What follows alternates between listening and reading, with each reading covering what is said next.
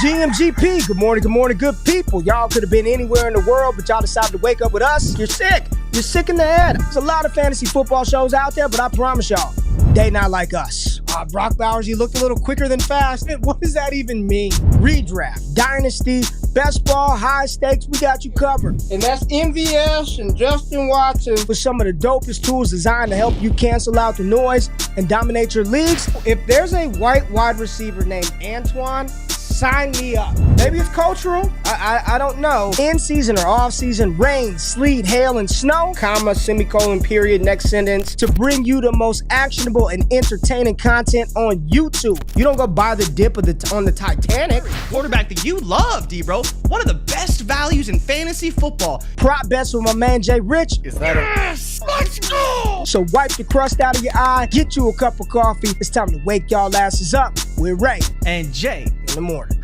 My God. How good is Dude, he? How good? Get it? Let's get it. GMGP. Good morning, good people. It is Monday, April 14th, 2025. Y'all decided to wake y'all asses up with myself and my co-host. Y'all know who it is. The double down, triple down king himself, JRich. You can find him at your boy JRich. Wake y'all asses up, man. We are Jay. Next week, draft time, baby. NFL draft 2025. Next week, dude. Let's go. We're already there. Excited as hell about that. We will be streaming all 3 days. 2 days on this channel, 1 day on DDFFB on Saturday. But more importantly, Jay, it ain't about you. It ain't about you, JRich. It ain't about me. It's about the people, baby. We got Robin from Germany in the building. GMGP. Robin from Germany. Jay, what time is it over there in Germany? What time is it in German time? They're 6 hours ahead, so it's probably 3 p.m. They're 6 or 7. I want to say 6, though. Nice. Shout out to Robin in the building. I see Graphic 13 in here. What's popping with you, Graphic? GMGP. We got Egbuka to Buffalo. Jeff Math in the building. Ricky 1. Courtney Mendez. Tyler England. GMGP with the fire emojis. And Jay, you know the show does not start until who's in the building? Jorge from Rhode Island. Let's go. What's that Rhode Island time hitting for, JRich? It's late over there? Where's that at? East Coast time, isn't it? Is that a state, JRich, or a city?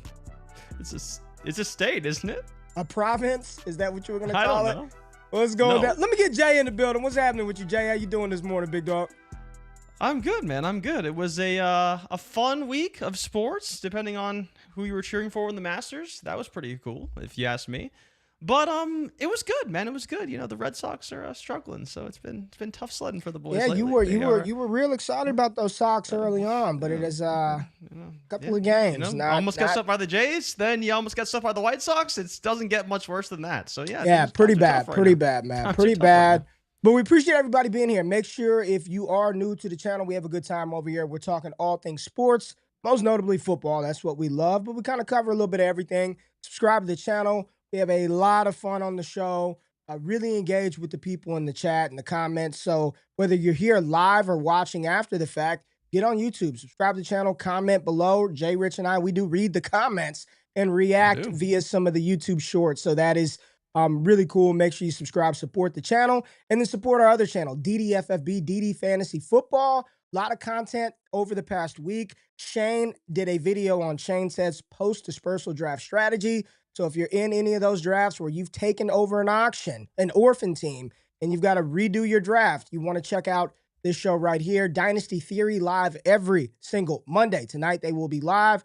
Last week, they talked about how to trade on one of their shows, so make sure you check out Dynasty Theory. Scott Connor, you know he's always doing dope stuff on the channel, looking at the value of picks, positional value, dynasty strategy, NFL draft picks, and fantasy football war, wins above replacement. Make sure you check out that show if you missed it. And then Ty Claire and Gabe, man, what a banger of a freaking show they put out, the All Gas Trade Show. Dynasty Fantasy Football Trades. There's no better crew to talk to or listen to than Ty and Gabe. So make sure you check them out on the channel, and all things found on the channel. If you can't watch it live, you can check out all those shows on the podcast radio feed. And then last night, Scott Connor and I, we brought back Destination Chill, 90-minute show, me and Scott Connor on DD Fantasy Football, just talking all things fantasy and real football, how real football pairs and marries with the fantasy football game. So that will be going down every single Sunday at 7:30 p.m. Eastern Standard Time. 90 minutes, Destination Chill with Scott, Connor, and I. But Jay, want to start this show off with some really sad news coming out of the college football world, the football world, the sports world, and just as a parent, man, one of the things that you never want to hear or think about is having to bury your child, but that is exactly.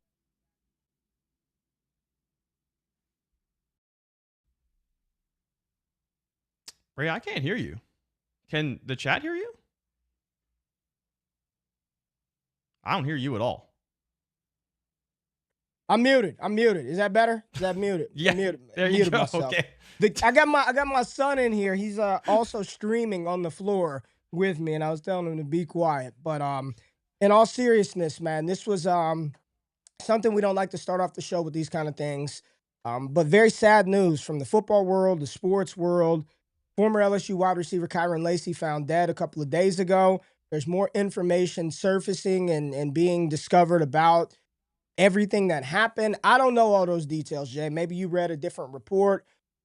Long story short, what I saw and what I just wanted to speak to was the loss of life. And Kyren Lacy had a lot of things going on, right? And last December, he was involved in an automobile accident where he killed a 78-year-old, a former veteran in his automobile accident. And he was awaiting his punishment for what was going to happen. He was also an NFL draft hopeful young player. A lot of people thought he could be a first rounder at the start of the season, but this has been a very, very turbulent few months, or had been a very turbulent few months for Kyren Lacy. And when I saw the news yesterday, I was headed to my son's baseball tournament, and it just said Kyren Lacy found dead at 24. And it's, just no parent should have to bury their kid. Just a very sad situation altogether. The loss of life and what he did in December, followed up by this event that happened the other day. And then his dad put a post out there basically saying, talk to your kids. Mental health is important. Don't be fine with okay and all right. And I know for me, Jay, it's one of the things when my son comes home from school and I was like, how's your day? Fine. No, it's not fine.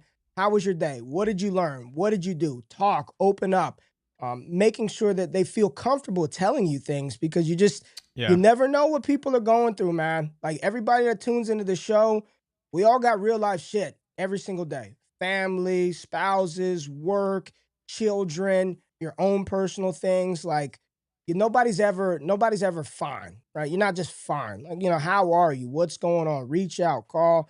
Just a very unfortunate situation. Any thoughts here? No, I just started to hear it, man. It's crazy when you see, even someone of my age, and I'm younger than you, like seeing a post like this, former LSU wide receiver Kyren Lacy, like 2000 to 2025, like that is one of those weird realities. Like it's just crazy how young he was, and there's reports of him taking his own life or whatever. But it's, regardless of what happened, you just never could imagine being in that space to where that's something that goes through your mind, right? And like where he must have been at mentally, like that's the hardest part of all of this, is just imagining like where he was at and what happened that I'm not gonna say forced him, but made him feel like that was the only option, which is crazy. Right. For a 25-year-old or 24-year-old, I think at the time, to feel that 24. way. Like, that's just crazy. 24. A very unfortunate situation. Really, the whole thing from his accident in December to this situation here, and prayers to his family and all those involved. Just, I'm sure more information and details will come as we progress forward in the days, Jay. But I want to talk about, I guess, the biggest piece of sports news that happened on the field of competition all year this past weekend, all year. Are we going there? Rory McIlroy wins the Masters. JRich, are you talking about it? I'm gonna let you take it away here, because I'd be faking the funk if I acted like I knew how monumental and important this was. Yes, I know who Rory McIlroy is, but just talk about his dominance at the Masters, and everybody in the chat was clamoring for this before we started anyway.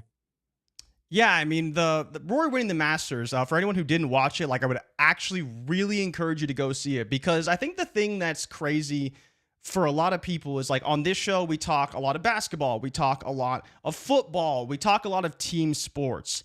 Like, the amount of mental strength you have to have when you're playing an individual sport, like it's just you. There is no Kyrie bailed out LeBron in the NBA finals. Like that doesn't exist in golf. And golf is one of the hardest sports to play, period. And like to look at the way that he reacted to winning the Masters, he hasn't won a major tournament since 2014. He's finished second. He's finished fifth. He's finished fourth. He's been called a choke artist. People thought he'd never win another major title ever again because it's been 11 years since he's won a major. It's truly remarkable that he was able to do it, not just because he's a great golfer, but it's like such a big moment because it's something that he's been working for since 2014 because he won all the other majors from 2011 to 2014. So, like, to think about, you want to hit that career Grand Slam because only 5 other players have ever done it, and it took him 11 years to get there. Second places, chokes, like, and he still almost gave it away, Ray, but to watch him hit that shot on, I believe it was 15, absolutely ridiculous. One of the craziest golf shots you'll ever see where he wrapped it around the tree and put it within, like, 8 feet. It's just one of those things that, like, it supersedes so many things that ever happen in team sports. Like a moment like this is just absolutely ridiculous. And to think about how much strength he had to have after gagging before and not getting it done so many times and like wanting it so bad. He's truly like, and I don't know if you saw the interview after. So he was paired with Bryson. I did. Yeah, I saw the interview. And Bryson said he didn't talk to him at all. Like that's how locked in he was, how focused he was. I think for a player of his caliber, to see that emotion pour out of him was like a really, really cool thing to see. Like really, really cool. But yeah, the shot on 15, one of the craziest golf shots you'll ever see. 200 yards out, he wrapped it around the whole tree. Like it was absolutely insane. Where is he? Does this move him up the all-time golf list? Does this move him up, or is this just another good feather on his already incredible cap? He's only 35, dude. I looked that up today. He's 35 years old. Shit. Yeah, like I would say not really, because he was he's already one of the best players in the world. You could go as far as say he's as close to this generation's best player, like not Tiger Woods, because no one's ever really going to be that dominant ever again. Like Scotty had his 18-month run, he's not really doing so hot right now. But even Scotty Scheffler's only won 1 major, right? So it's like he's still got a long way to go to get to where Rory's at. But yeah, the career Grand Slam is like a very big thing because all the 4 majors are very different. And so to win them all, they require almost different skill sets. So to have the skill set to win them all is like really, really crazy. Only 6 guys have ever done it now, with Rory being the 6th. Moved him up? Maybe not. But yeah, it's a ridiculous accomplishment what Rory did. Like they said, the chat says Rory has Justin Fields on his Dynasty roster. So all that profuse love that you just gave him, you're probably ready to backtrack on that, right, JRich? Because he's got never.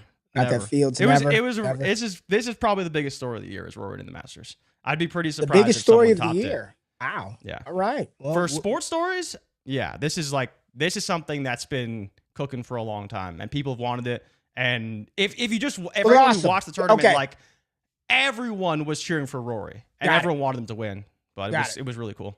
Got it. You should watch it. It's cool. Good stuff. All right. Another piece of news that the enthusiasm. Well, let's hope you'll keep that enthusiasm up, man. I don't see you get excited for anything like you do baseball and damn golf, JRich. So let's talk about Paige Bueckers. Paige Bueckers, the UConn women's national champion, signs a 3-year deal with Unrivaled. This is going to give her more money than she would have made over the entirety of her 4-year WNBA deal that she's going to sign. She's going to be the number 1 overall pick today or tomorrow, whenever the draft is. But this new 3-on-3 league, you think this is pretty cool to see some of the top female players getting an opportunity to actually make some bread off of being dope hoopers? Yeah, it's interesting, Ray. Like, I want your thoughts on this, not because, like, it's obviously awesome for Paige and all the players being paid to play in this league. Yes, but, like, what do you think the WNBA's plan is to, like, pray that they go bankrupt, basically? Because I don't know what the financials are of the WNBA, whether it's profitable or not. They did like quadruple their expected output in year 1, that league. But are they profitable though? Because I don't know if the WNBA is profitable whether yet. It's I know profitable or not. They beat expectations by like 3x of what they thought would bring in. So it seems to be on the right trajectory. And the fact that there's something that is out there for them to go out there and get paid and still be able to, like, I thought this was a pretty cool deal. Like, there's a lot of Yeah. athlete empowerment now, and I'm sure we'll talk about that from the college football landscape. But I thought this was just really cool to see Bueckers ink this type of deal after an incredible run this college basketball season for her. Jay, there was some news that kind of impacts the draft to a degree. Out of New Orleans, Derek Carr, shoulder injury, potentially opening the door for a quarterback at 9. So there was a report that Derek Carr's 2025 status is currently in the air, I would say. It's in question. It's in limbo. We've got a new head coach, Kellen Moore. Derek Carr, I think they reworked some of his money, so he's pretty much guaranteed to be there for this season and no longer beyond that. What are your thoughts here? Why did this information leak now? How could this not have been kept quieter for another couple of days? And do you think this alters or changes the draft plans for New Orleans at pick 9? You saw a lot of people immediately. Shedeur to New Orleans, Jackson Dart to New Orleans.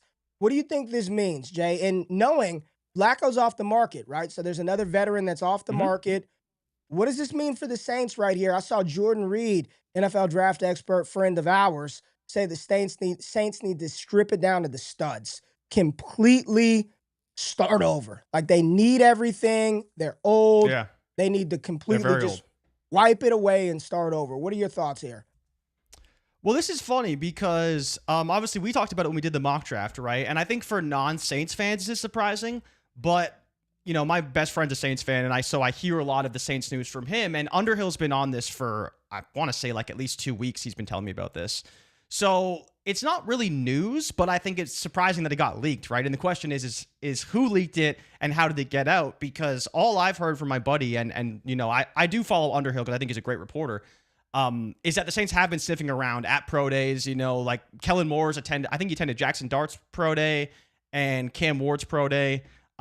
He didn't go to Shedeur's, oddly enough. They only sent their QB coach to that one.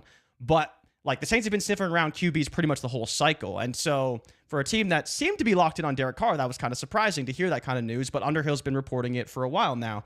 And now it's national news because Derek Carr is hurt. And so maybe they've always known that Derek Carr's been behind schedule and they need to potentially look at options at quarterback.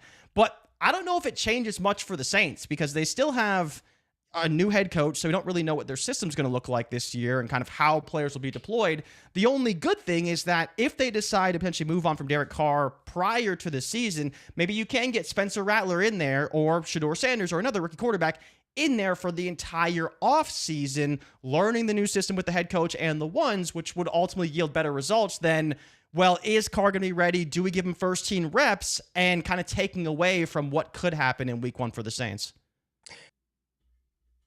I don't know what it means, man. You know, as soon as you feel like we know what's going to happen, oh yeah, they've got to take a quarterback. You know, you get to the draft and they take a defensive tackle, and they start to do the interviews, and then you hear from the interviews, I don't know why y'all thought we would take a quarterback. We love what we saw from Spencer Rattler. We want to give him. Here's my thing. I part of today's show, I wanted to kind of look ahead, like, because everybody keeps talking about, oh, wait until 2026. Wait for that Arch Manning. I've talked to multiple people that are like, do not bank on Arch Manning being a part of this 26 class. And then you see some of the quarterbacks that we thought would be good this year that were going to be eligible in 26 weren't even that good. So I don't know what the Saints are going to do, but they have a lot of holes. Offensively, I don't believe Rattler nor Haener are the ones that are going to carry them into the next evolution of Saints years, right? Positivity and positive outcomes. But again, you know, they're picking at a weird spot at 9. There's going to be some really good players on the board at 9, some high-quality players. Like, what's better, trying to build the team from the inside out, outside in? But we all know if you don't have a damn quarterback, none of that stuff matters anyway. So I'm just going to put you on the hot seat. What do they do, Jay? What do Saints do at 9? If Carr's out for if they're out for the season in a division that is not, I mean, Tampa Bay is legit. Like, Tampa Bay that's a good team. They've got a good coaching staff, good offense. The defense is getting it together. You've got the Panthers. You've got the Atlanta Falcons. This isn't a division that scares me now and long term. Like, it's probably the Bucs division for right now. A lot of people excited about what Atlanta could do, but I don't think it would be crazy for the Saints to take a year to try to redo this thing, retool, rebuild, load up on picks, trade out of 9, move back, try to get some more capital. What do you think they ultimately do? So I think there's a world where they could trade up. If they sit at 9, I don't think they go quarterback here. I still kind of think they want Garrett Nussmeier after hiring his dad as OC. Like, that to me just seems like it's probably going to happen. And I wouldn't be surprised if Kellen Moore was kind of on board with something like that, because they do have to restructure their cap. They have to retool that, and then they can go into next season with a little bit more on the books. But yeah, I don't think they're going to go quarterback if they sit at 9. I only think they would go quarterback if they really like Shador and they want to trade up, because I just don't think they're taking Jackson Dart at 9. But maybe they will. Or they look to the second round. But yeah, even if Carr is hurt, I think they're okay playing Rattler to see what he's got. Like you said, they don't have to go out there and swing at quarterback this year, and I think they'd rather go after Nussmeier next year. But yeah, if they sit at 9, I would not be taking a quarterback if I was the Saints. I would just roll with Rattler or Carr, or wait till Carr is healthy and then play him, and just kind of see what happens this season, because they can restructure the cap quite well this year if they don't make the mistake of drafting the rookie quarterback and starting to kind of go forward and stuff again. Ike said the September 2024 Saints were the biggest frauds in NFL history. Remember, they started the season 2-0, scored more. Would they have more points scored those first 2 games than they had scored? They scored like 90 points or something, right? Yeah, like 90 points in the first 2 games, and then it was just downhill. Didn't they put 50 on the Cowboys or something? It's crazy. I don't recall that. I don't know if they put 50 on Dallas. Are you serious? Didn't you not have Alvin Kamara in your top 12 that week? Get the fuck out of here. Nobody even believes that, because I go on Underdog every year, and on Josh Norris's 5 players you can't stop drafting, it's always Alvin Kamara. Nobody don't try to throw me under the bus on a Monday at the start of the show. No, sir.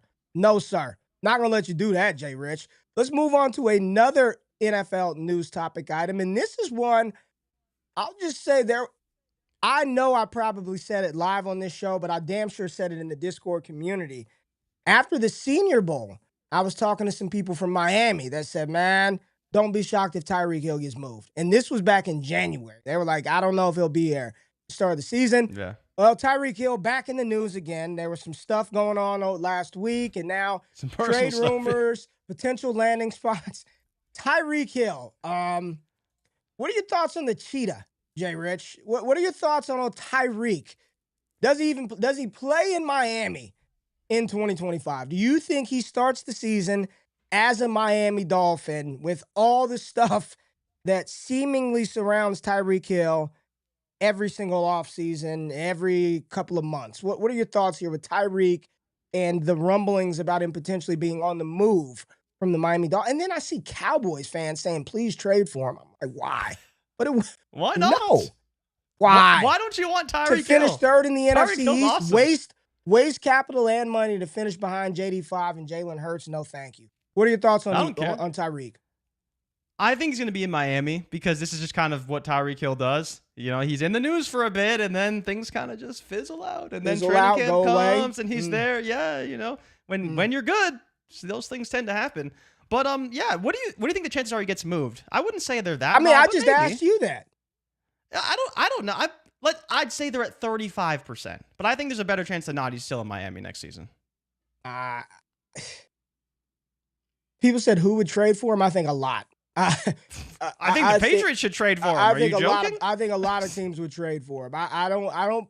Let me just say this. I do not believe that Tyreek Hill is cooked. I do not believe that Tyreek Hill cannot play football, that he's too slow, that he's too old. I don't believe that. It's all the other stuff that comes with Tyreek Hill, right? Ike says Tyreek hasn't crashed out like AB just yet.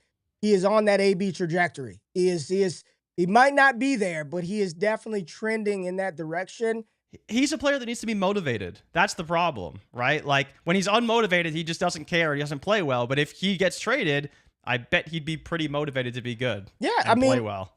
I agree with Shop Key. You could have him for like a 5th. I bet you he's no more than a 4th, 5th rounder. He costs you like $35 million, right? So he's not going to be expensive to get. Yeah, Jimbo said I'm out. Jimbo said I'm out. Jeff said Hill to the Texans. Wouldn't be surprised if Reek lights up the NFL again in 20. I don't think it's a matter of skill set and talent, right? Maybe it's motivation. It's want. And a part of it, it does feel kind of diva wide receiver-ish when things are going great. He was just voted the number one overall player by his peers 2 years ago, 2023 season. Not Mahomes, not this number one in the league. I'm just say what you want, dude. Like you could do all of that closing your eyes. Here's the first part. I know you barely watch any football, so you don't know what he did in No, 2023.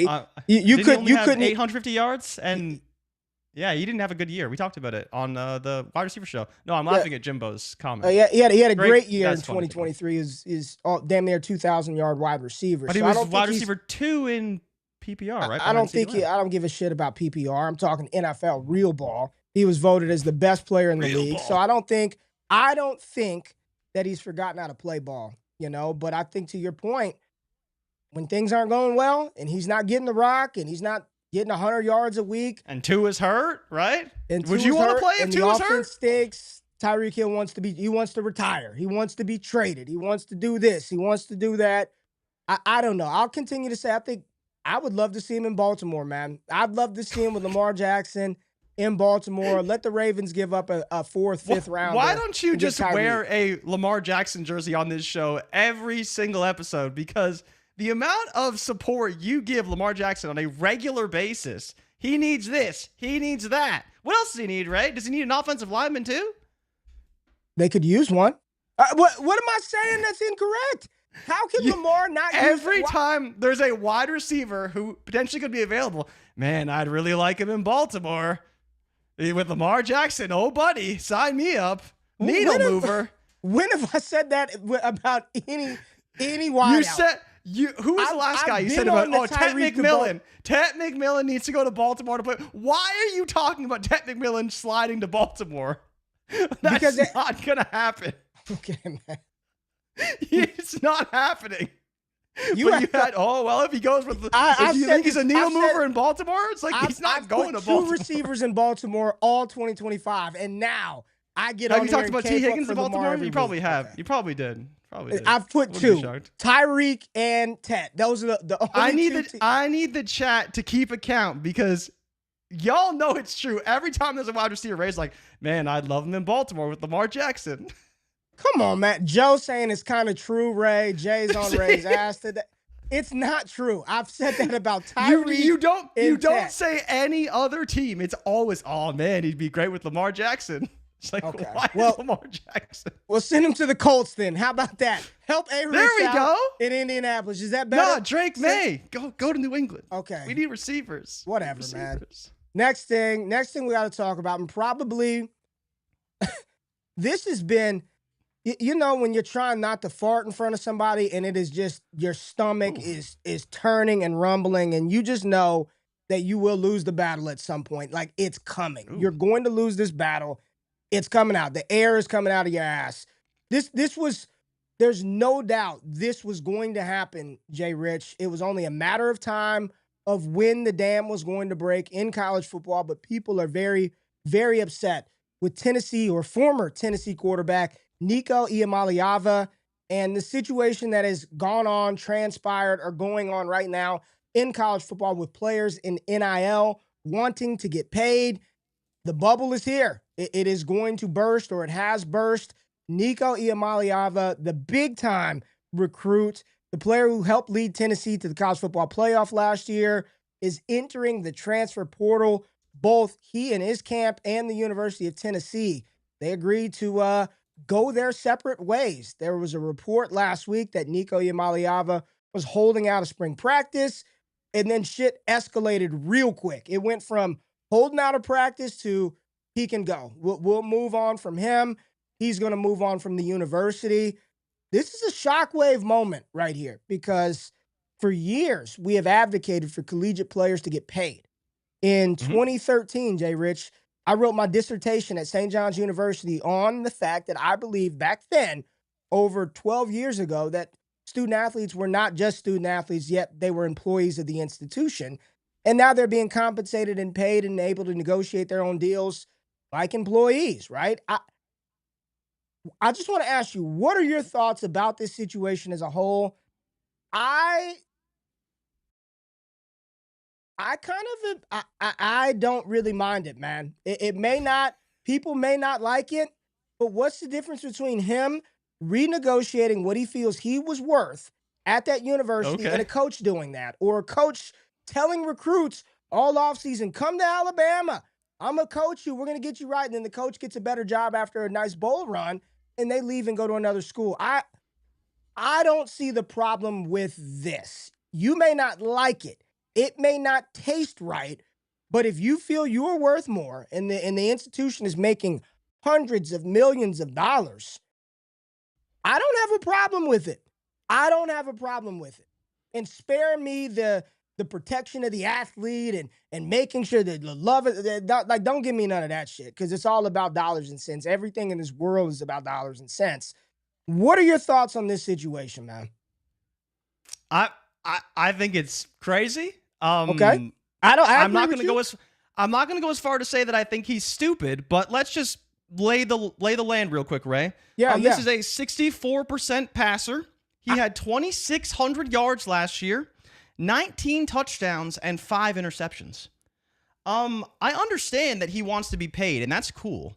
But if I go to you and say, hey, Ray, I want to double my salary, which I don't know what his salary is, but let's say I go to you and say I want to double my salary, and you say, I don't think you've earned that, Jordan, and you fire me, that's kind of on me, right? And now I got to go find the job. And so for people who missed the other side of this, it was Dan Lanning, the head coach out of Oregon, who heard, well, I think it was from Nico's dad, right? Nico's dad, reaching out to try and see if there could be a a better opportunity financially for his son. Okay, cool. And Dan Lanning went back to Josh Heupel and was like, hey, Josh, guess what I heard? And this is around here. So it's like, I understand people want players to be empowered and all this kind of stuff, but a coach going from one spot to another and getting a better job and getting a raise is one thing. If he doesn't get that raise, he just looks really dumb. Like, he just does. Like, if he doesn't end up at a better spot, because if there was a better deal in place, Ray, would we not have already heard about it? Like, he's sniffing around for other jobs. So you hear me sniffing around with Fantasy Pros, with Fantasy Life, and you fire me, right? Because you're like, what are you doing? Do you work for me or do you want to go work for them? But I don't have the offer yet. Maybe he does. It's a weird situation. And then there's a report that he maybe was going to sit out the playoff game against Ohio State. Yeah, you have that in the notes, right? He stunk it up. Here's the thing. In that game. I've been on this show. I believe towards the start of this draft process, I come on here all the time. I don't believe Arch Manning is in the 26 class. Yeah. I said that Nico wasn't that damn good. There have been multiple mocks with him being the number 1 overall pick, projected mock the number 1 overall pick next year. I've come on this show and said he wasn't that good. I don't think he was that good either. Paul Feinbaum said he was the 6th best quarterback in the SEC going into this year. They had him ranked as the 6th best quarterback. Like right now, he's 6 to 12. Like, he wasn't that great, but that's his worth, right? That's what he felt he was worth. He was paid 2.4. He wanted close to $4 million. Whether he's good enough to earn that, and that's why I'm not mad at either side. I don't fault Nico for trying to get his money, and I don't fault Tennessee for saying, you know what, dude? Like, you were good, but not great. We're not paying you that. So if you've got other options and you want to go somewhere else, then fine. Move on and go. I don't fault either party. And I think what will happen will be that learning lesson, as you're talking about. If you're going to play that game and sniff around and you think the grass is greener, be my guest. Maybe he finds a better deal. Maybe he lands at Ohio State and he gets to throw to Jeremiah Smith and the other talented freshman wide receivers and Carnell Tate, and he improves his draft stock and goes number 1 overall. Or maybe he fizzles out.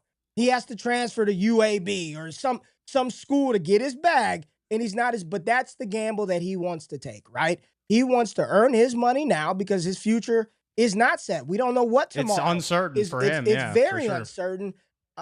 This is why this is such a big deal and a big story, because I do agree with you.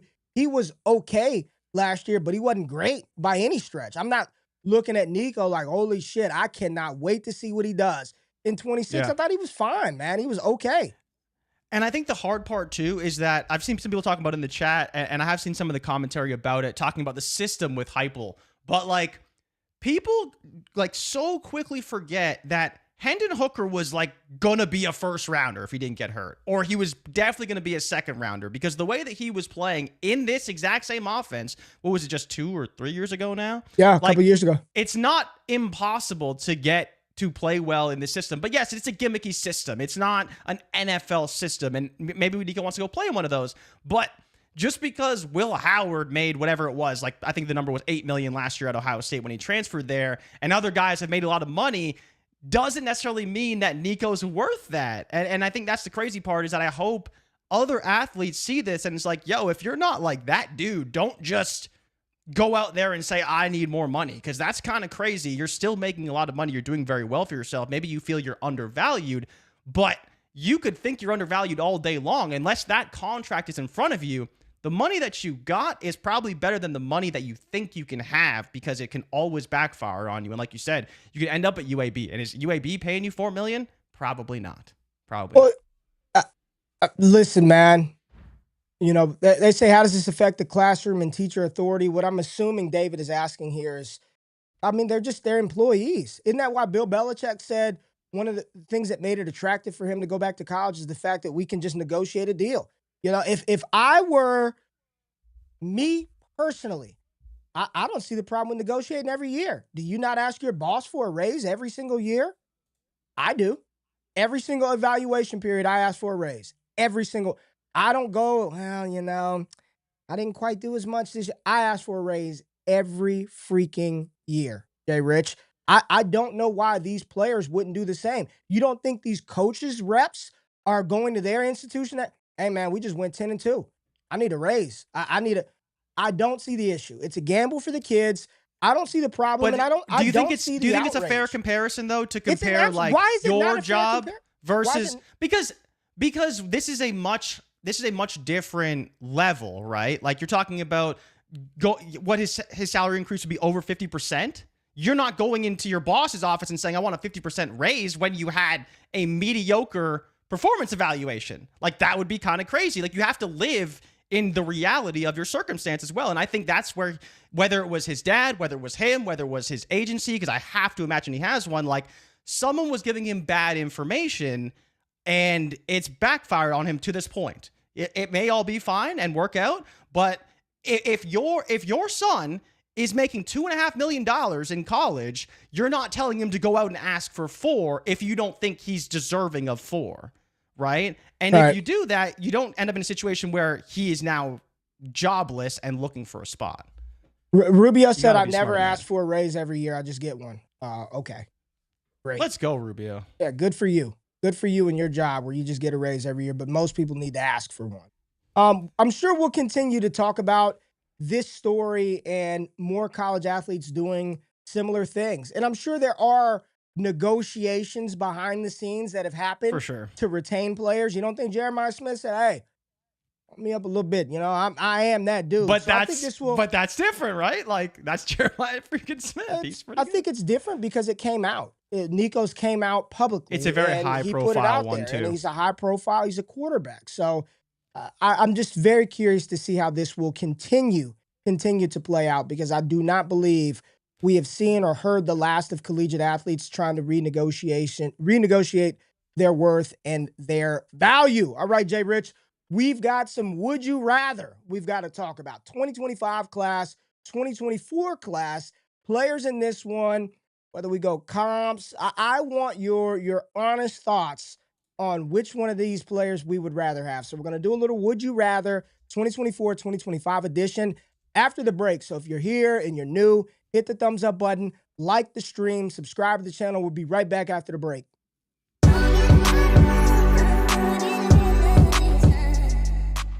Welcome in, everybody, for another stream over here on Bleacher Report NFL Daily. You can find JRich and I every single week here on this app. The moment I say it, they'll say, oh, yuck. And it's got to be Najee Harris, right? It's that world is in an alternate timeline somewhere in the multiverse. It ain't here on Earth 616 or whatever. It ain't here. JRich and I are on every single Thursday, 7 p.m.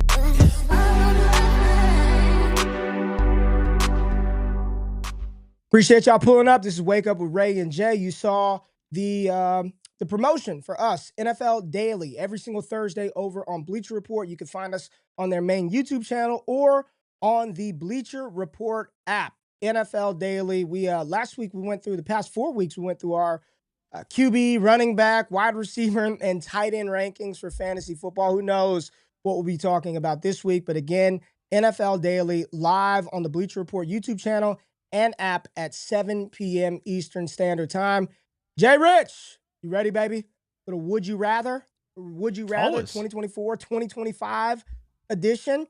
We're going to talk through some of the big name players in this class versus some of the hot names and good producers from last year's 2024 historic class. So many good players, JRich. And got to start this thing off at the Tizop, at the top, JRich. And I want to ask you, Okay. at the Tizop, baby. Everybody is talking about the 101 in fantasy football this year. JRich, who is it? 101. I don't even know. In rookie. Is it Jaden Jaden Daniels? Oh, Rookie. Ashton Genty. Okay.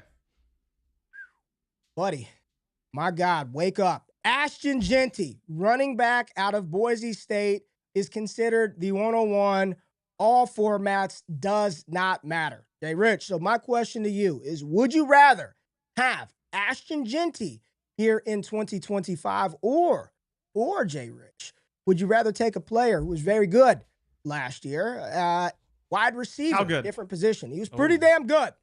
Ashton Genty or this player right here on the screen, Brian Thomas Jr. So I'm going to ask you, Genty or BTJ right now ahead of the draft, which one would you rather have on your roster? Genty or Brian Thomas Jr.? It's starting off hot, JRich.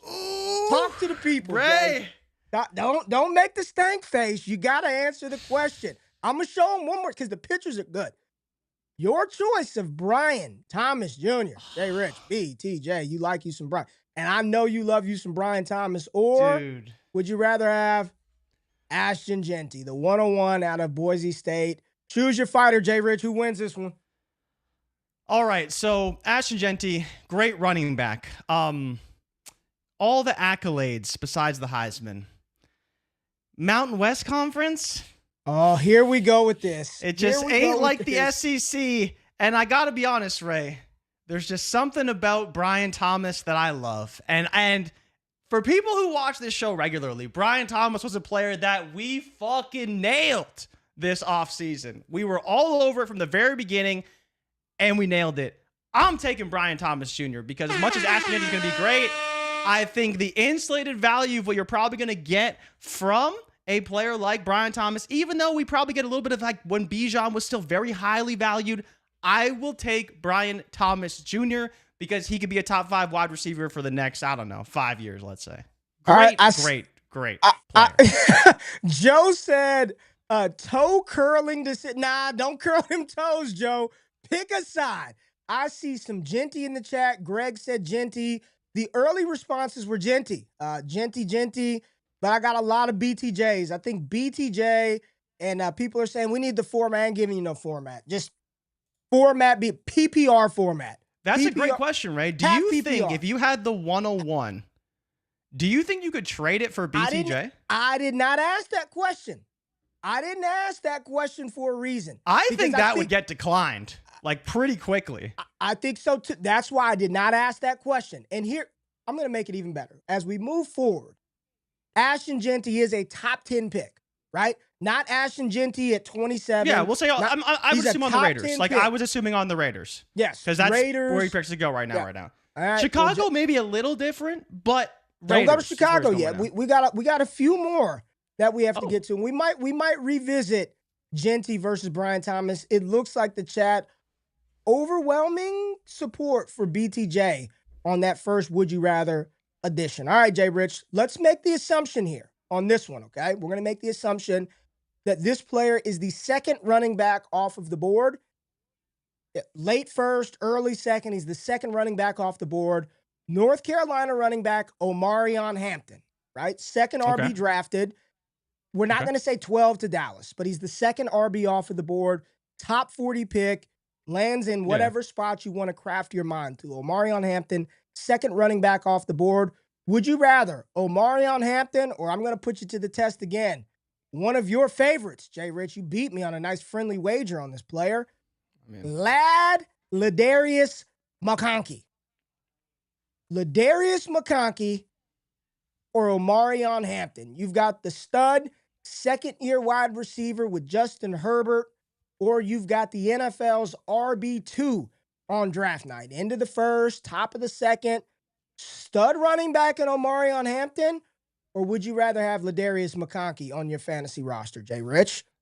So we're saying good landing spot, second running back drafted. Will we also say the RB2 locked and loaded in rookie drafts?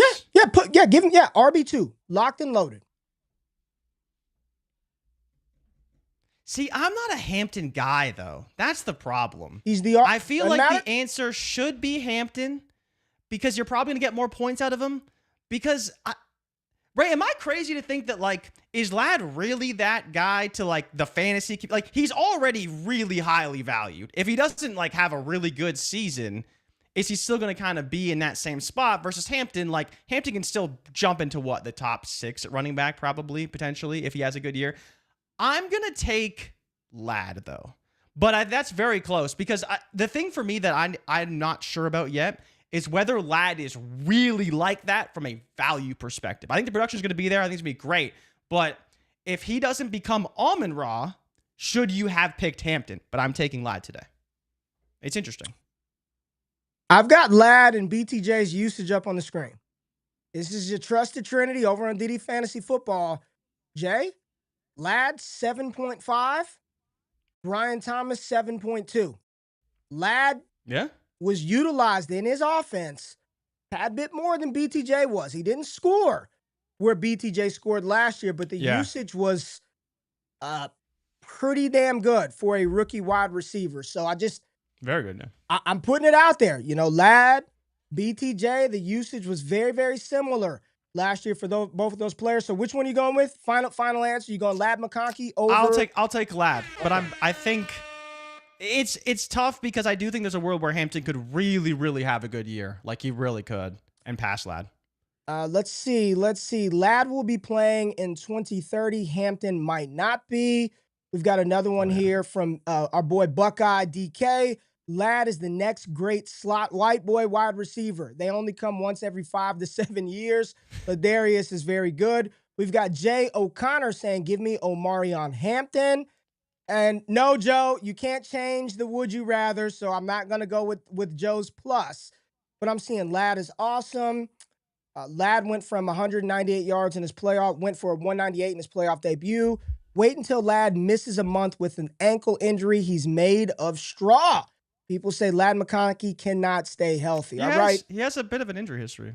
All right, we got another one, JRich. Let's make this a little more difficult with some of the players. So we're going to go with a player that a lot of people like in the NFL right now. A lot of people are they like his personality. He didn't have a bad rookie year, but wasn't a great rookie year. Got Buffalo Bills wide receiver Keon Coleman up against this rookie wide receiver who is currently, JRich, being projected to be potentially the first wide receiver off of the board. And for this, would you rather? The assumption is he is a first-round pick, and I'm talking about Texas wide receiver Matthew Golden. So I'm going to ask you, would you rather right now Keon Coleman or first-round wide receiver Matthew Golden? I think this is pretty easily Keon Coleman. And it's not necessarily because, so the thing with Golden, right, is while he's a first-rounder, I think he's a bit of a questionable one as it stands right now. The profile's not like rock solid. We don't necessarily know where he's going to go. I think he can be a fine pro, but at the same time, am I really going to not bet on Josh Allen's X wide receiver? Like, that to me is the X factor, is that if you're taking a receiver and someone's going to give me a plus probably for Golden to go to Coleman because Coleman didn't have a very good season, like, I respect people who want to take Golden because I think there's a high range, like a high outcome for him. I wouldn't say I'm quite there with Golden and with Ted to some extent as well. Like, I don't think that we're going to see a situation where he's this really high end guy. And so for me, I'll bet on Coleman, who I know is playing with what arguably the best quarterback in football at times, and he's the only guy there who doesn't play in the slot. So as long as he's healthy, I think it's pretty easily Coleman because he's got an insane touchdown upside, and he can have a very, very good year in Buffalo. All right, I'm just going to read the chat. Golden, Keon Coleman. I hate Keon. Give me Golden all day. Golden, Coleman pretty easy. Golden pretty easy. Out on Coleman. Keon all day. Next, Des Bryant. Keon Coleman is a bust. Keon sucks. Give me the king of Macy's. Coleman is questionable too. Now DK is, oh my God, y'all think Keon Coleman is good. Terrible route running, no separation. Here's my thing. I don't, route running, the correlation between running a route when most routes in the NFL are hitches, outs, and goes. I care about usage. How was he used? It's right on what you want from a rookie. His usage was a 5.1. It got you close to 8.5 fantasy points per game. He's within that threshold. It's very interesting. There are a lot of people who hate Matthew Golden, right? Can't be that good. Yards per route, runner low. But the whole chat is saying, give me Matthew Golden over Keon Coleman, which, this is an interesting So what are your thoughts on it, Ray? Because so for me, right, it's everyone's allure of the first round talent. But like if you actually stack him up with other wide receivers that are first round talents, he's not really like even probably a median outcome for a first round talent. He's very fast. I think he's very talented. I think he can make a difference on an offense, but I'm not going to say he's going to be like Jamar Chase or anything. And if he does, great for him, right? But if Keon can just be a consistent producer for me, I just rather would take that. And if someone's giving me a plus, which I imagine they would after Keon's rookie season, I'm just going to take Keon. All right, Jay, we're going to put the people to the test right here with this next Would You Rather. JRich, would you rather the people's wide receiver? My God, the end of his rookie season was outstanding. At 50 Cent, Jalen McMillan. I know, I'm going 50 Cent. Jalen McMillan. You've got Jalen McMillan, wide receiver for the Tampa Bay Buccaneers. Very good rookie season. Wouldn't you say that he showed a lot of promise as a rookie? Showed a lot of promise, especially with the draft capital. Hell yeah, with the draft capital. What he got? You got Jalen McMillan out of Tampa Bay. We know Mike Evans' age. We know Chris Godwin's injury history. Or would you rather have this young rookie wide receiver who is projected to be a second-round pick? So we've got Jalen McMillan in Tampa Bay. Or would you rather have Emeka Egbuka, Ohio State's wide receiver, who's projected to go in round 2? So Who said that? Off the rip. And I'm not asking what you could trade for, which player do you believe is the more talented player, the player that you believe has the potential to score you more points? Is that Jalen McMillan right now with Baker Mayfield in Tampa Bay, or is that Emeka Egbuka, landing spot unknown, but we know he's going to be a second-round pick for the assumption of this Would You Rather? Emeka Egbuka or Jalen McMillan? I think the answer should be Emeka Egbuka. Okay. And I've kind of talked about this a lot. I think Emeka Egbuka is very underrated because he's just a good player. He's not a great player, but he's a good player. And that's like widely acknowledged by scouts, by talent evaluators. That's why he's never really been a guy who's been pegged outside of like the top 35, 40 picks. Now, he could go there, but Ray, I've mentioned this on this show pretty much every show. His odds to go in the first round continue to go lower and lower for under 29.5. He's down to minus 150 now. He's going to be a first rounder. Like, it's probably going to happen because all the data and trajectory points towards him being that third receiver and in the back of the first round. And if you're telling me that a team at the back of the first round, maybe, Ray, just maybe, your Baltimore Ravens could take a look at one Emeka Egbuka in their draft slot. But if he goes in those 20 to 30s at wide receiver, he's going to a great team, and I think he's going to be an instant producer. He may not be a guy who sees 1,200, 1,300 yards, but he's a dude who can go out there and get you 800 as a rookie with 4 to 5 touchdowns. And then the problem with McMillan is he did a lot of his damage with Chris Godwin out. And so while I do think he can be great, the volatility of McMillan week to week is going to be tough, and he's going to be very touchdown dependent. While Baker had 40 touchdowns, are we banking on him doing that again? Probably not, but maybe he can. I just think you'd rather have the safer asset, likely first-round wide receiver in Emeka Egbuka he's not likely. Over Jalen McMillan. He's a second-round pick. He is a likely first-round pick. Per the odds. For the assumption of this Would You Rather and all the mocks that I've looked at that you have not seen, because you don't look at him. He's a second-round pick. Don't change the exercise to I think he's going to be. He's a second-round pick. I am presenting the information to you. I'm presenting the scenario. He's a second-round pick in this scenario. He's a second-rounder. So I'm still taking Egbuka. Okay? Oh, fuck the odds. Mr. Sportsbooks know more than everybody, but fuck the odds. The last month of the fantasy season, Jalen McMillan, 17 fantasy points per game. Usage was higher than that of Jamison Williams. We've got Devontae Smith. He's right up there with what Xavier Worthy was doing the last month of the season. All I'm saying is he was very good. Very good.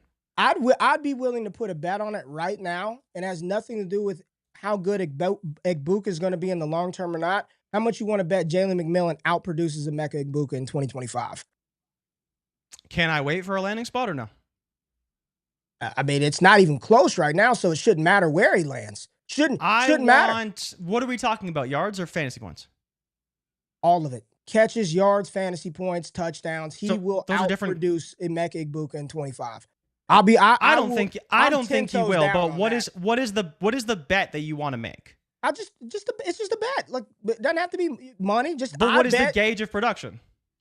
What he outproduces Emeka Egbuka. But what is the metric for production? That's what I'm saying. You're saying he's outproducing him in what metrics? Receptions, he's a better football player. Yards. And, what can't you? Okay, we'll do yards. No, but I'm asking you. But since you don't want to give me an answer, we will do yards. I think Emeka Egbuka will have more yards than Jalen McMillan. Yes, because he's going to go in the first round. Lock it in.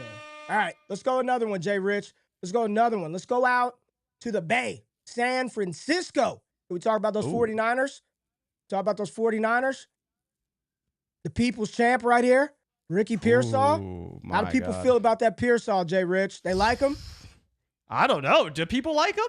I think people hated him when he got drafted. He got shot, man, and he had to work his way back. But the end of that run, people were really loving that Ricky Pearsall. So would you rather, JRich, Ricky Pearsall, year 2 in San Francisco, Ayuk still recovering from his ACL, no Deebo Samuel, or would you rather have that dog out of Missouri, Luther Burden? And the assumption of this, would you rather, is Luther Burden is a second-round NFL draft pick. So would you rather have round 2 Luther Burden or year 2 Ricky Pearsall?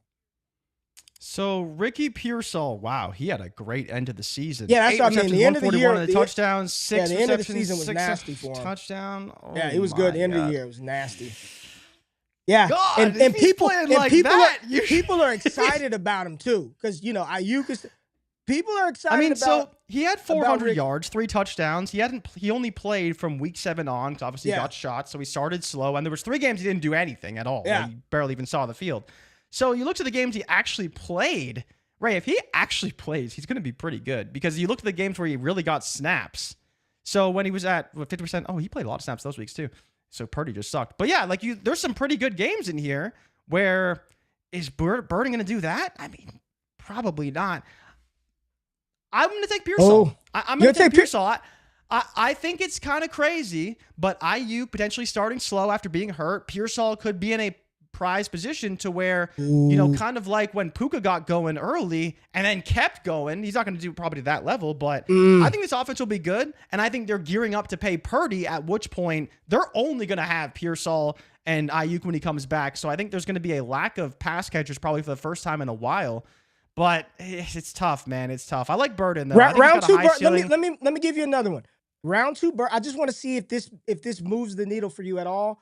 Round 2, Burden, and he lands in New England, top of the second round, or he lands in Tennessee, top of the second round with Cam Ward. Does that shift at all for you?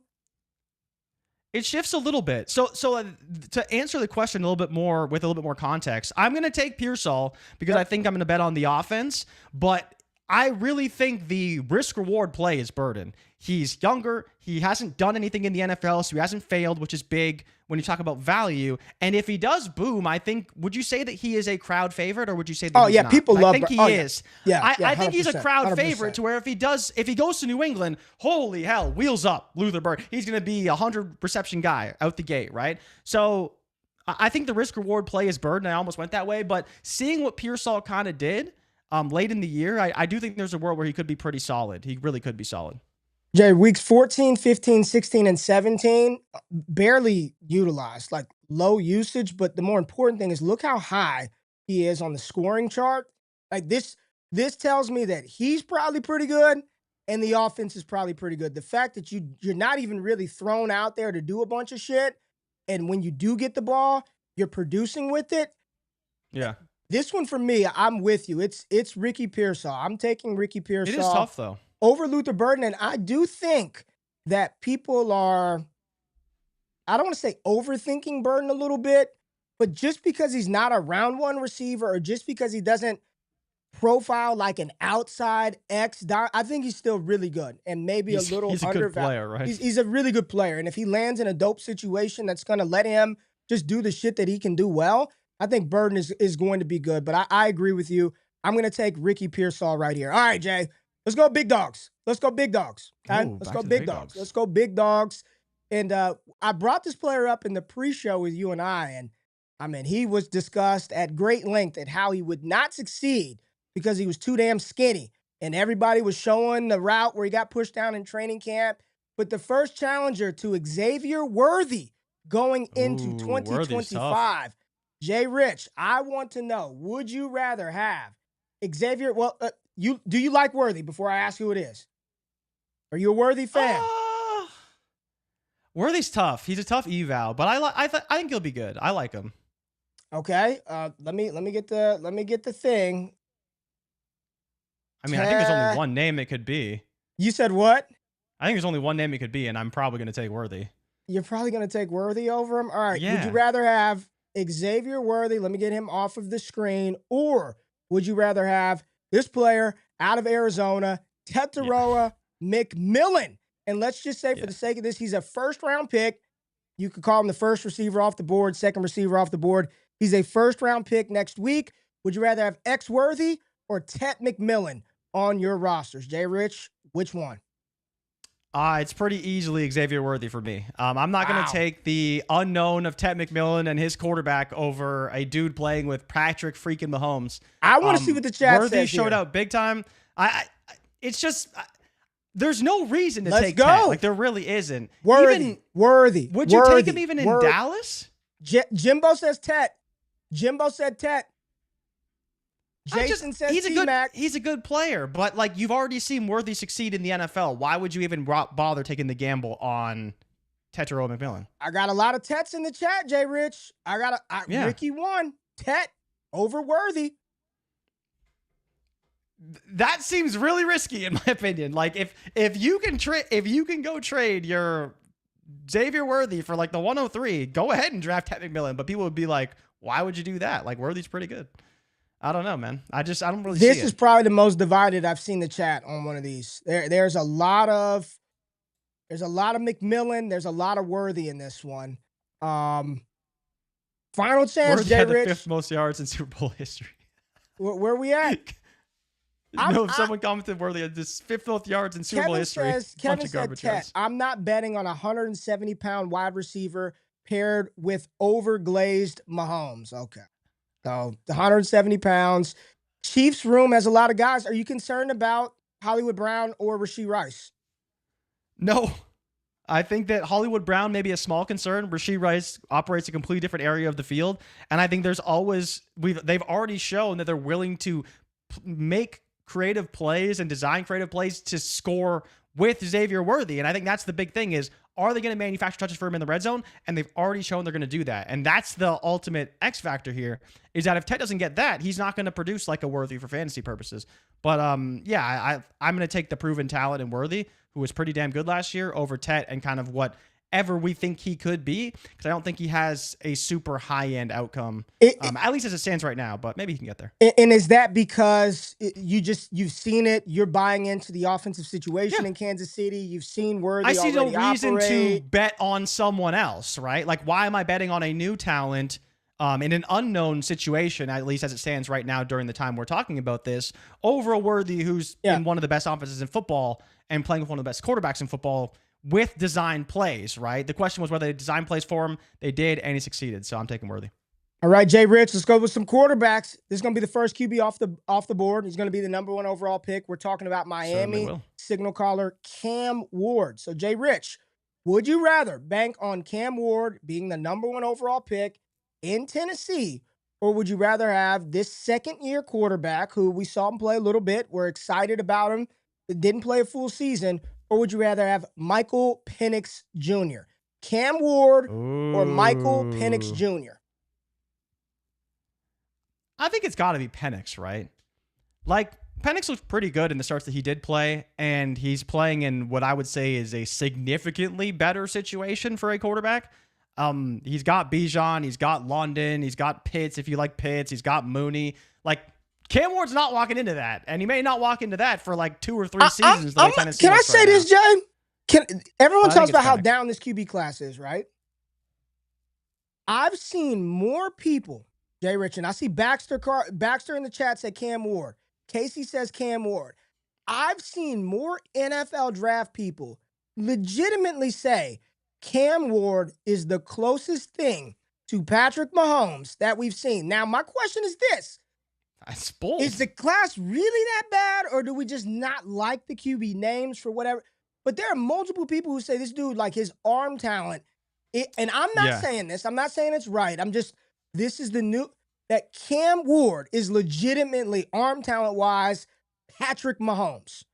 Does he have the IQ? Does he have the situation? Does he have the coaching staff? He doesn't have a Kelsey. He doesn't have a Tyreek. If he's that good, like, people weren't in on Penix until he got in, right? That's true. There were some people that liked Michael Penix, but by and large, no. When Atlanta took, why the hell did they draft that guy at 8? He doesn't run around. Is it Cam Ward or Penix? I think you went with Penix, right? So yeah, I think it's Penix. But we'll see what happens with Ward. Like, he still got a decent cast around him. The running backs are good. He's still got Calvin Ridley. Like, they can add to that wide receiver room as well. But oh man, I think the Patrick Mahomes comp is interesting because I think they're speaking more to, like, he plays with reckless abandon. Like, he does not care. He'll throw it into any window. Ward is pretty reckless too sometimes. He's kind of reckless. That's what I'm saying. No, I was talking about Ward, right? Yeah. Like, Mahomes was reckless and kind of dialed it in the NFL. But the question is can Brian Callahan do that with Ward? Because that's what everyone said. He said Cam Ward, unreal talent, throws the ball wherever, whenever, throws picks, doesn't care, has a great mindset to where he can bounce back from a bad play, put his team on his back, like all the important things you want in the quarterback. But can he be reeled in the NFL is the question, to where he's not making those mistakes, throwing into those tight windows where bad things will happen frequently. I think you go with Penix because he's very accurate. He should translate to the NFL very well. Intelligent quarterback. But most importantly, he's playing with good players. I think that matters. Look at this comment. Penix is the black Trubisky. Oh, man. Trubisky can run. Come on, man. Well, Penix ran a 4.4, didn't he? Didn't Penix run a 4.4? Oh, yeah, he did. He did run a 4.4. About that. Sneaky athletic Michael Penix. Why do we comp? JD says, why do we comp someone to Mahomes every year? That dude is a unit. The same reason why we've been looking for the next Tyreek Hill for 20 years. Anybody that's fast is the next Tyreek Hill, the next Puka Nacua, because that's what we do, JD. I agree with you, man. All right, Jay, we got another one. This is probably going to be quick work. This is a running back. Jay, he's probably going to be drafted on day 3. He's probably going to be like around 4. We're dumpster diving. There's probably going to be a round 4 run. You could say it's dumpster diving all you want until you see the name. Probably going to be around late day 2 at best. Round 4 pick, but this is the real people's champ right here. Cam Scatabo, JRich. Would you rather have, let's just say, day 2, he's drafted in round 3. Let's split the baby. He's drafted in round 3. Cam Scatabo goes round 3, or would you rather have another player who was drafted in round 3 last year that played a little bit, looked fine when he got in the game, but he's kind of parked behind an old veteran? Or would you rather have from the Arizona Cardinals, JRich, Trey Benson or Cam Scatabo? Who do you think is the better player and it will score more fantasy points in 2025? Trey Benson or Cam Scatabo? What a joke. Give me Cam Scatabo all day. All day. Look at that. Ricky Trey Benson can't even see the field. By a country mile. By a country mile. There's no way you're taking Trey Benson, who pooped his pants in year 1 playing behind James Conner. Did he poop his pants, or did James Conner just stay healthy and he was very good? James Conner, let's give James Conner some credit, first of all. Well, yeah, James Conner's great. James but Conner's Benson's awesome. Not going to see the field. And even when Benson was on the field, he had some moments. I think Jerry in the chat is the only one that's got some football objectivity here. Jerry says Trey Benson. Give me Trey Benson. Everybody else, Scat Pack. I don't get it. Like, what are you betting on? That he gets another 400 yards? Like, MV Prof said, maybe there's a world Scatabo can get 800 yards. We don't know where he's playing. You just said he's a third rounder. Like, give me the random third rounder over the random third rounder last year that did nothing. It just, plus the hype, man. It's Cam Scatabo. You're going to get tons of ADV. Here's the thing. This is why I like to, the coach said Benson is a co-starter. I mean, he's going to play this year. This idea and this notion that he's not going to play this year is crazy. He's going to play. Co-starter? Can he catch passes like Cam Scatabo? I don't think so. Listen, man. Listen. I'm just presenting the options to you, JRich. Good God. All right, would you take? Would you take Trey Benson? Nah, you wouldn't. People love Scatabo. Like too much. You got to just what are you betting? Here's the question right here. What are you betting on for Scatabo? Like, honestly, that you know what I'm betting on? 40 passes. That's what I'm betting on. I'm betting on the fact that people just like him. Like, people like him. Yeah. And that's all that matters. As long as people like him, you'll have an asset that people will trade for. There's hopium there. We'll see. I've seen the Kamani Vidal stories enough to where everybody gets excited about the third, fourth rounder, and if they don't play, then people just bury them. Like, you're burying Trey Benson, and I saw a couple of games where he did look pretty good. I didn't think he was awful, but James Conner was just fucking amazing. James Conner stayed healthy, and James Conner is better than Trey Benson. I mean, that's a veteran running back. So even now, yeah. Yeah, even now. All right, Jay, got another one with another backup running back that people loved with all their might and thought that he could even usurp the fourth leading rusher in the NFL. Let's go to everyone's favorite backup, Blake Corum. How do people feel about that old Corum today? How people feeling about Blake Corum today? Oh, God. What do you think, Probably Jay? not good. I mean, is he going to play? Does he have any shot of playing this season? Well, if Kyren can't hold on to the football, maybe. All right. Maybe. Blake Corum, or again, I've seen this player no higher than round 2 in any mock, so we're going to say day 2. Round 2, round 3, running back.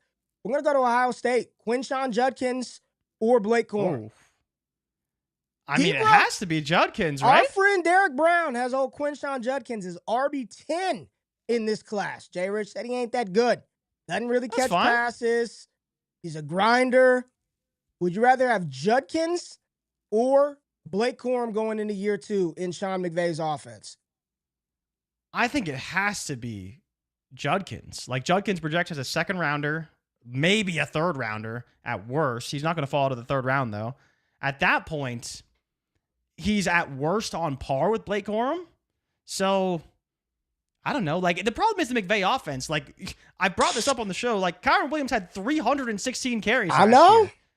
So, where is Corum going to get carries from? He's not. Like, it should be Judkins. Unless Judkins is behind Derrick Henry, like, he's probably going to be better than Blake Corum is. But maybe to your point, there's a world where Kyren does fumble too much. And if Corum gets the job, it's 100% Blake Corum. Like, easily. But as it stands today, Kyron's a starter. Blake Corum's the backup. He's probably not going to play much. And Judkins could walk into a starting job in the NFL. It's possible. Just maybe it's unlikely. God, we're doing it again, man. We're doing it again. Judkins could walk. So Judkins is going to walk into a starting job. Scatabo is going to walk into a starting job. I never said Scatabo. I'm saying Judkins can. It's possible. I'm not saying it's probable, but it's possible. I'm not. Scatabo, Hampton, Johnson, Genty, Henderson. Who else is walking into a starter? What? We do this every year. It's just so funny to me, the revisionist history that we have. Not only were we pumping and glazing Trey Benson and Blake, go look at where they were drafted in redraft last year. Not Dynasty. I'm not talking rookies. So this idea that those guys are bums, when a mere 9 months ago, they were going to take over the role. Blake Corum was going to, he was going to make it a 50-50 backfield. Trey Benson was going to get in there. Look how quickly This position shifts. All this, we're going to get into next year, and we're going to do a would you rather, and I'm going to say, would you rather Caleb Jackson from LSU or Quinshon Judkins, who didn't get any burn? Easy Caleb Jackson. Easy. Give me that guy. And then Trey Benson out there. We do this every single year. Now, some of them will hit, but what's not going to happen, Jay, is RB1 through Damian Martinez, they're not all walking into starting jobs. It ain't happening. Yeah. Some of them ain't even going to walk into backup jobs. It's going to take some time, right? It's just interesting how easily it's Quinshon today, but 8 months ago, it was Blake Corum was the smash pick of the summer. Yeah, like it's funny because I forget what draft it was. It might have been the 2020 draft, actually, where we talked about, like, okay, cool, there's all these great running backs, but, like, there's nowhere for these guys to play because everyone from 2017 is still just kicking it in the NFL, and they're going to be starters. Like, I'm even going through the list right now. Like, Cincinnati doesn't even need a running back, and they could maybe use a running back. Here we go. Arizona doesn't. Here's the other layer of delusional hopium. Luke is nailed this one. Who cares if Judkins starts? If he just plays 35% of the time, that will be better than Corum. Could be. Sure. Could be. Just pull percentages out of the sky and just let's just hope. I don't even know how you get to this conclusion. No one needs running backs. Like, Cleveland needs a running back, probably. Chicago probably going to get a running back. What a great segue, Jordan Richards. Oh. Final would you rather of the day, and we're not going to go to the 24 class because there's nobody else. Like, there was nobody else. I can't throw Neighbors in there. I can't throw Marv in there. There was nobody else. So we got to go back a little bit, Jay. We're going to go back 2022. Would you rather have Breece Hall, JRich, Breece Hall, or your choice, any running back that you want to pair with this team, with their second-round pick, you can have them. Whatever, Caleb, second-rounder, Henderson. Okay. Would you so rather I'm putting Hendo there then. Breece Hall or whoever the Chicago Bears draft in the second round? Whatever running back they draft, put the name there. You tell me what name it is. They were picked 39th overall by the Chicago Bears, round 2 of the 2025 NFL draft. You can choose that running back or you could take Breece Hall. Which one would you rather have? I would probably take Hendo in Chicago over Breece Hall. Now, I want to change the question. I want to throw it back to you. Man, you can't do that. You got to explain it. Okay. So, a lot of it is the ADV. Like, if Hendo goes to Chicago, it's going to be a problem. Like, there will be pants all over America that are ruined immediately. Maybe even on our stream. But the biggest thing here is that you're having the Ben Johnson offense, which would be great. I think you would immediately project him into that Jahmyr Gibbs role, which I think is great. Now, maybe Swift can't operate that Demont role, and that's okay. But Breece Hall is going to be good, but Travion Henderson in that offense, specifically with his skill set, could be great. I understand if people want to take Hall, but if he's on the Jets, which I'm assuming he's on the Jets assuming he's on the Jets, yeah. I don't like his outlook. He regressed from his last season to this season, and now they're talking about a committee pretty much guaranteed, which I don't believe was actually the case going into last season. He was supposed to be the guy, the starter. His receptions dropped, his yards dropped, like his carries dropped, like everything is dropping for Breece Hall. And if it gets worse this year, maybe Henderson doesn't produce better than him as a rookie, but going into year 2 and like the value and beyond, I think the side is the Hendo side. But if I guaranteed you that Breece Hall was not on the Jets in 2025, I'm not saying which team he's going to, but I'm guaranteeing you he's not on the Jets anymore. He's out of that committee. Would you take him over, let's say, your RB2, or if it's Henderson, then it's Henderson? Because I think if he's not on the Jets, I would take Breece Hall. But if he's on the Jets, I'm probably taking Breece Hall regardless. Okay. I'm not buying that the Jets are going to go out there and run the triple option. I'm not buying that they're running the fucking wing T that I ran back in 2003 in high school. It was a great offense for that level of ball. I do not believe that Braylon Allen, Breece Hall, and Isaiah Davis are going to share time on the field at the same time. Is Fields going to check it down, though? I don't think Fields checks it down because he runs. So that's going to hurt Breece Hall a lot. When you got Rodgers, who checks it down a lot, versus Fields, who's not going to check it down at all. That's big. That's really big. All right. Well, it looks like the chat is Davis is him. Who is him? Davis? Oh, Isaiah Davis. Isaiah Davis is him. All right, JRich. That will conclude Would You Rather edition. So the final kind of tally from this one, we had Brian Thomas or Ashton Genty. JRich, who was the winner of that one? BTJ? Brian Thomas Jr. BTJ over Ashton Genty. Lad McConkey or Omarion Hampton. JRich? I went with Ladarius McConkey. You did go with Ladarius McConkey. Keon Coleman or Matthew Golden? I did, surprising to the chat, take Keon Coleman. You did go Keon Coleman with that second rounder, Keon Coleman. Ricky Pearsall or Luther Burden? In the second round, we went with Ricky Pearsall. I went with the veteran, Ricky Pearsall. We went with Ricky Pearsall. Jalen McMillan or Emeka Egbuka? You went with the rookie, JRich? I went with Emeka Egbuka, yes. And we have a bet. And we made a bet. We have a bet we do. That Egbuka, I've got a bet that Jalen McMillan will have more receiving yards than Emeka Egbuka in 25. You are on the other side of that one. Just a friendly bet. No topos, no money. I think McMillan will outproduce Emeka in 25. Xavier Worthy or Tetaroa McMillan. JRich, this was an easy one for you. Easy money, X-Man. Let's go. You want the new Slim Reaper out there, right? Xavier Worthy, the 170-pound wide receiver. We both went with Worthy over McMillan. Penix versus Cam Ward was a little more divisive. I'm very intrigued to see how it plays out, honestly. I don't even know if you made a pick. I think you went Penix. I went Penix. Yeah, I bet on the tiebreaker for me was the offense. I think there's a world where Ward could be good, but I'm betting on the offense and the talent around him. You went with your boy Cam Scatabo over Trey Benson, and then you also took Quinshawn Judkins over Blake Corum, and then the final Would You Rather, you decided to go with Travion Henderson. I gave you the choice of any running back to the Chicago Bears in round 2 or Breece Hall. You went with Big Hendo, Travion Henderson from the Ohio State national champion Buckeyes. JRich, anything you want to change before we get out of here? No, I think I nailed it. I think the chat knows I nailed it. And yeah, we had a good show today. Good morning. Hit the music, 10:30? Not bad. Hit the music. How the people doing anyways?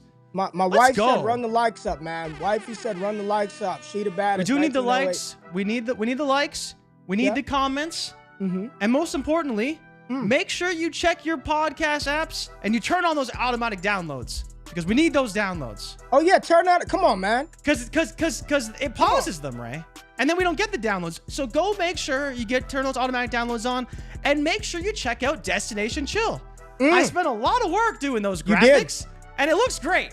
So go check it out because it was a good show. And it's also up on the podcast feed on DD Radio. Thank you. For anyone who did miss it, it is on the podcast feed. Yeah. Okay. A bet for no consequences it's no bet. Well, on this show it is a bet because we will troll Kyren, for he years. Lost, so he doesn't want to lose his money this time. Well, we didn't work out so good for him last time. But we'll just troll regardless, whether it's for money or not. We will constantly bring it up that you either won a bet or lost a bet. Just like I said today, man, you kicked my butt on the Lad McConkey bet last year. So appreciate y'all pulling up. We did have a super chat, JRich, before we get out of here. Just a nice one from James, man. Appreciate you, James, sending this over. You just said GMGP. Shout out to James Young. He's in the building every single day that we are live, which is Monday, Wednesday, Friday. We'll be back this Wednesday. More Would You Rather. JRich, comment below. What do we need to pick a side on? What would you like to see some Would You Rather on? We did 24-25 edition.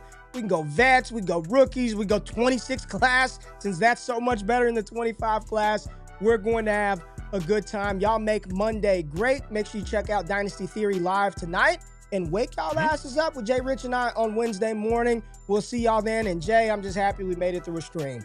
Thank the streaming gods. We got it done today, baby. Anything you want to say, people, before we get out of here? Nah, thank you everyone for tuning in. Like and subscribe to the content. We will see you guys on Wednesday. And don't forget, Thursday, Bleacher Report. We will be there live 7 p.m. Eastern Standard Time.